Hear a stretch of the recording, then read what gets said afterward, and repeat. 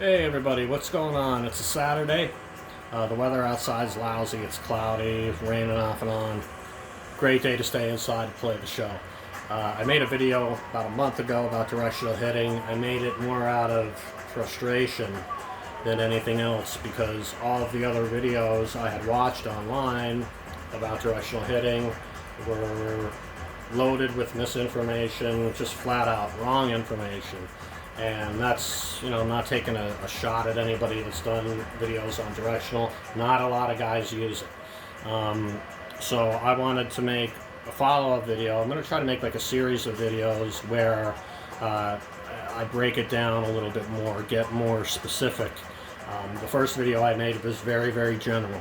So today I think I'm just going to start off with my lineup.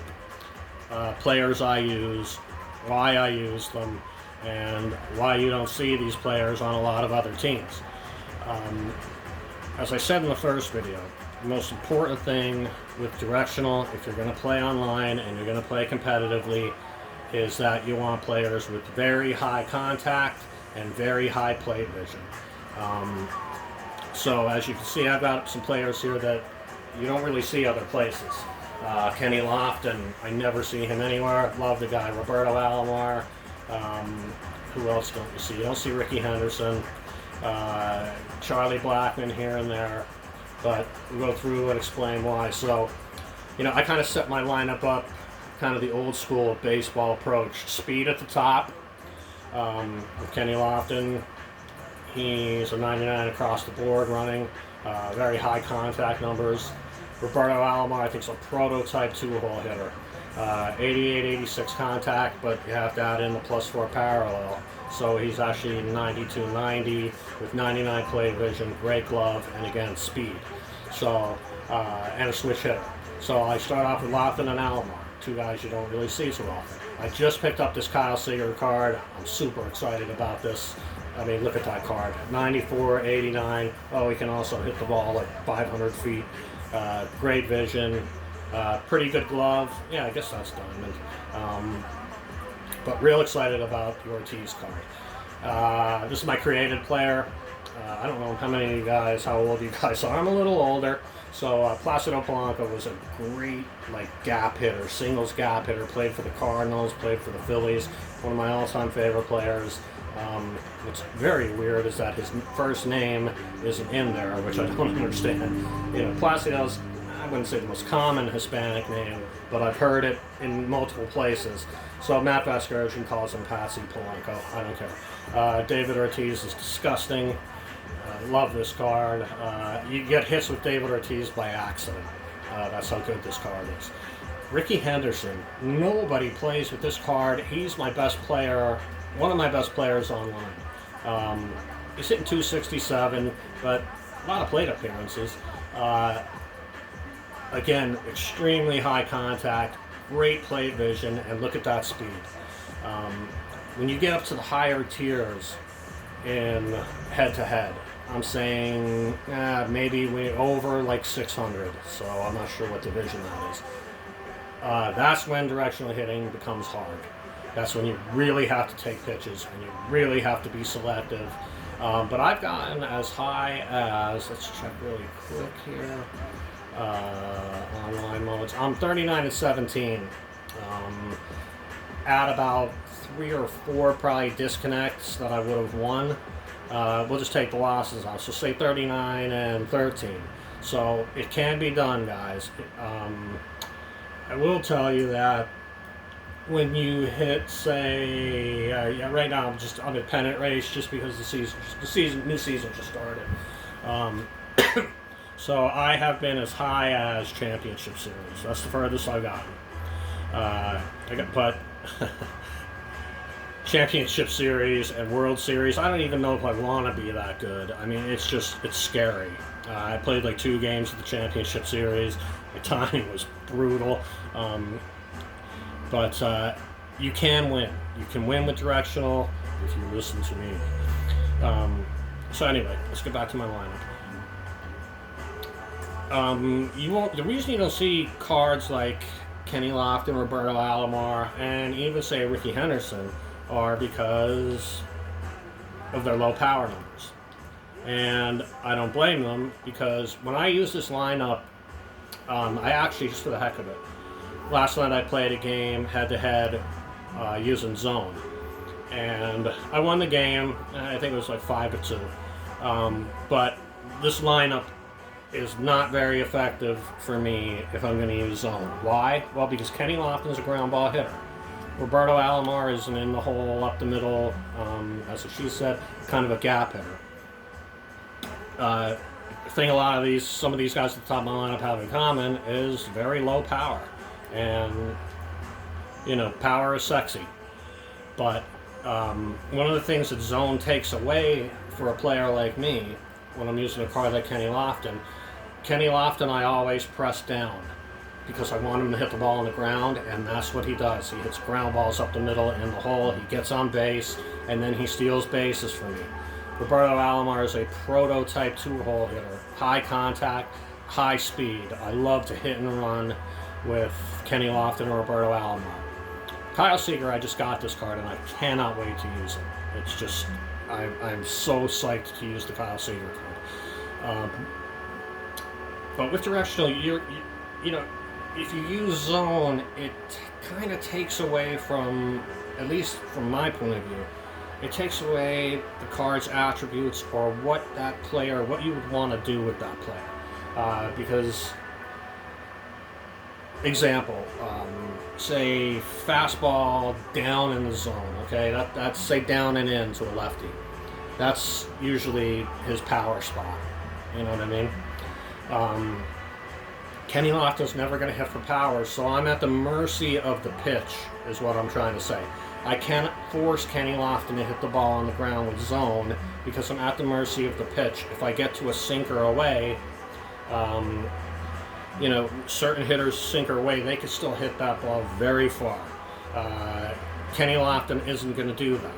So I think with Directional, you're able to control the card better. You're able to do what you want to do with that card.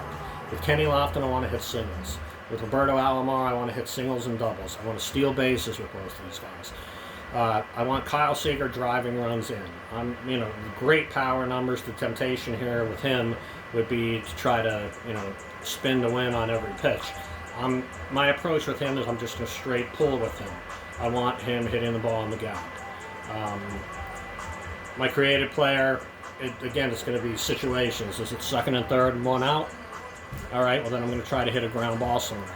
I like the control that Directional affords me. You know, if I have a guy on third base and one out, I'm going to try to hit a fly ball. I want to get that run in. With zone, again, I think you're at the mercy of where the pitch is. So anyway, this, to me, is an almost ideal Directional hitting lineup. I like to load my lineup with as many switch hitters as I can, and if I wanted to, I could probably have switch hitters top to bottom in this lineup. I've got some great, there's some great switch hitters that can play in multiple positions. Robert Poisson is one of them, and he can also play second and third. Although I have Seager there now, probably not going to happen. Another guy that I have had on my bench, similar to Poisson, Ronnie Mauricio. He can only play short and third, although I would put him at second if I really needed to. That's a great switch hitter card. You don't want to bunch 3 or 4 lefties in a row, obviously. You don't want to bunch 3 or 4 righties in a row. And what's great, I think, about the way I have my lineup set up is that there's nothing repeats. Left switch, left, right, left switch, pitcher. You want to have a diverse bench. Like I said, Poisson, switch hitter. Can also play second and third. Johnny Bench, this card is fantastic. Great contact numbers, and he might be probably the best defensive catcher of all time. I love Johnny Damon on my bench. Look at those contact numbers. Look at that play vision. Look at that clutch. This would be a great card when you're, maybe down a run, man in scoring position. Bring Johnny Damon up. Just try to slap a single to center, something like that. You're just trying to get a base hit with this card. But I think it's just a great card to have on your bench. Look at the speed. I think this is a very underrated card, and it's another card nobody uses. Everybody's got Dante Bichette. Oh, and I heard good things about this Trout guy. Mike Trout, you want to use Mike Trout. He just doesn't see any pitches, and that's why I have him on my bench. I'm only going to use him in situations where a pitcher is going to be forced to pitch to me, because it's Mike Trout.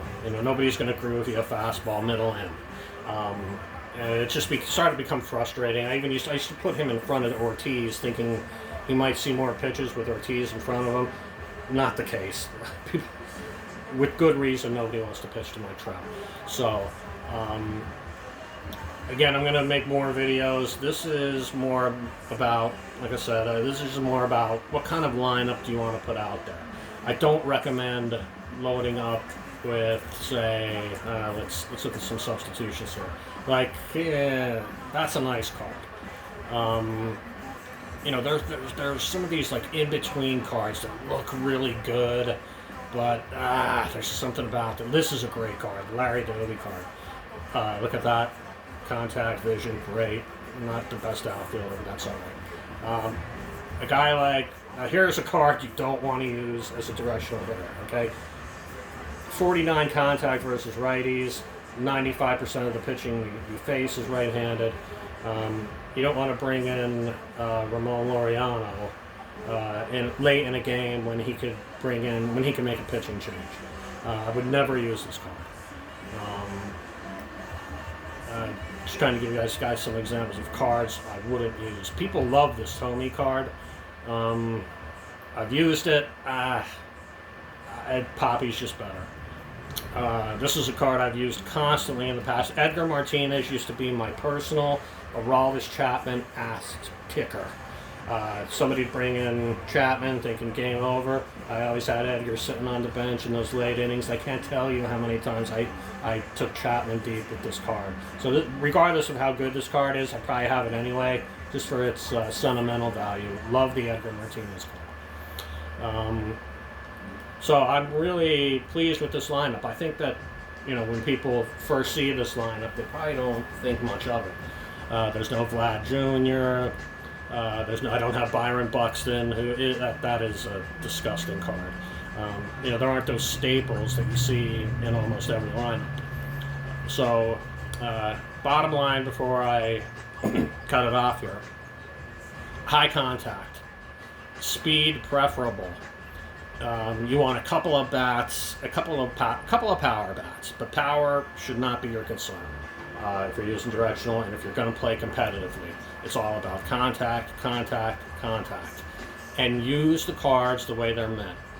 Don't hit fly balls with Kenny Lofton, because he just hits can of corn to left and right field. I don't know if I've ever even hit the ball to a warning track with Kenny Lofton. Roberto Alomar, like I said, prototype two-hole hitter, switch hitter. Try to hit singles and gappers with Alomar by pressing down. Press down with Lofton and Alomar.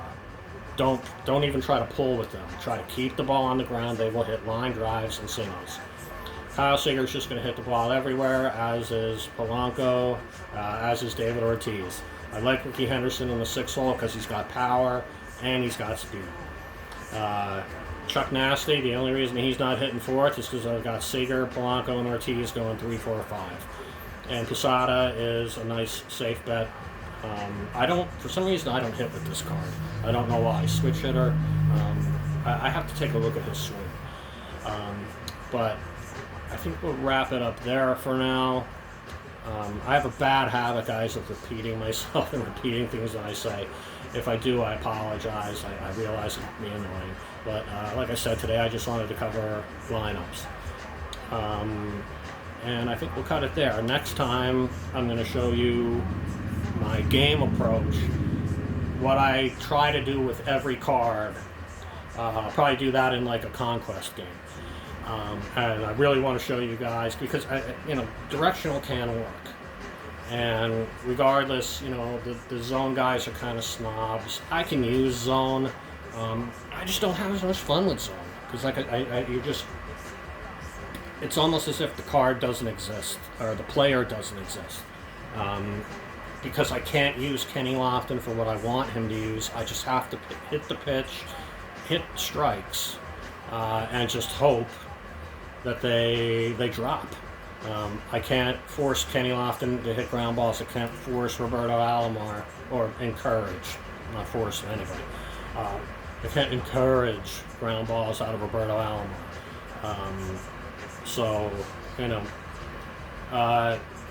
take pitches, guys. Work the count, and that's stuff I think I'll cover. That's some more of the stuff I'll cover in the next video.